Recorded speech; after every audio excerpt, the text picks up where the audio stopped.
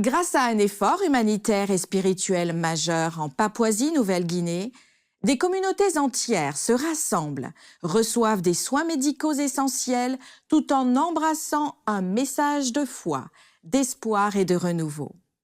L'impact est si profond que plus de 2000 sites à travers le pays, y compris des prisons, ont été touchés par cet élan de foi.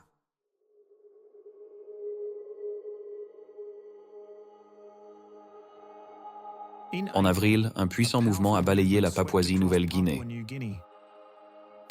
L'énergie et l'enthousiasme étaient palpables alors que les communautés s'unissaient dans la foi et l'espoir.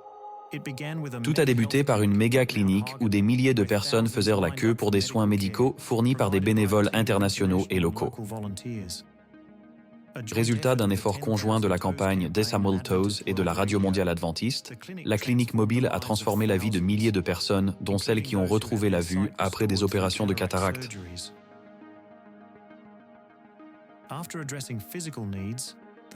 Après avoir répondu aux besoins physiques, l'accent a été mis sur la santé spirituelle.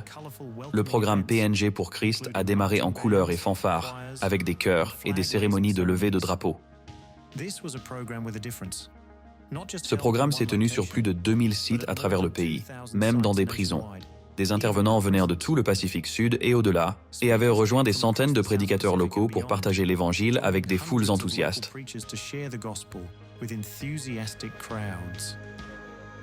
Le président de la conférence générale, le pasteur Ted Wilson, était présent et a prié avec le Premier ministre et d'autres responsables gouvernementaux.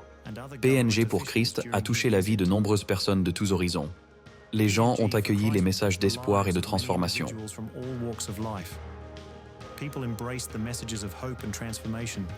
Jeunes et vieux se lançant dans un voyage de foi. Et l'impact a été extraordinaire. Des milliers de personnes ont été baptisées et des milliers d'autres se sont engagés à vivre pour Jésus.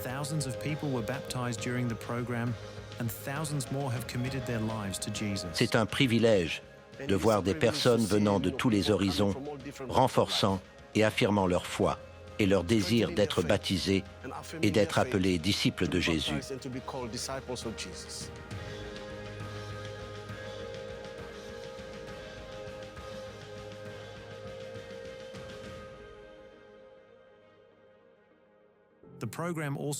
Le programme a aussi profondément impacté les présentateurs internationaux.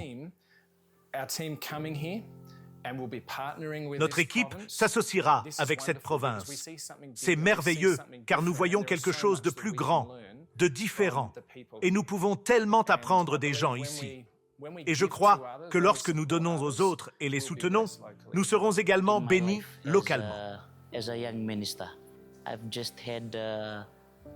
En tant que jeune pasteur, j'ai eu moins de 2 ans d'expérience sur le terrain. Et cette campagne d'évangélisation m'a appris de nombreuses leçons.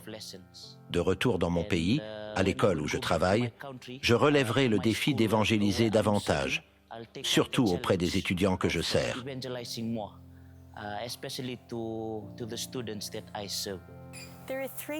Il y a 3 choses de ce voyage en PNG que je garderai en mémoire. Tout d'abord, la gentillesse, l'hospitalité et l'accueil des gens. Deuxièmement, l'effort qu'ils ont mis dans l'organisation du programme. Au départ, ça devait se dérouler en 2020. Et quand ça ne s'est pas produit, les gens ont continué les études bibliques et ont formé des petits groupes. Et ils ont mis tant d'efforts pour s'assurer que les personnes seraient prêtes pour PNG pour Christ 2024. Et enfin, j'ai été émerveillée par leur engagement. Pendant des pluies ou des chaleurs extrêmes, ils étaient toujours là à écouter les messages. J'ai donc été vraiment inspirée et je suis très reconnaissante d'avoir eu l'opportunité d'y être allée.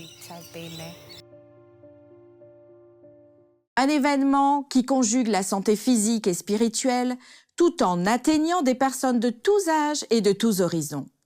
Une véritable inspiration tant à l'intérieur qu'au-delà des frontières de la Papouasie-Nouvelle-Guinée.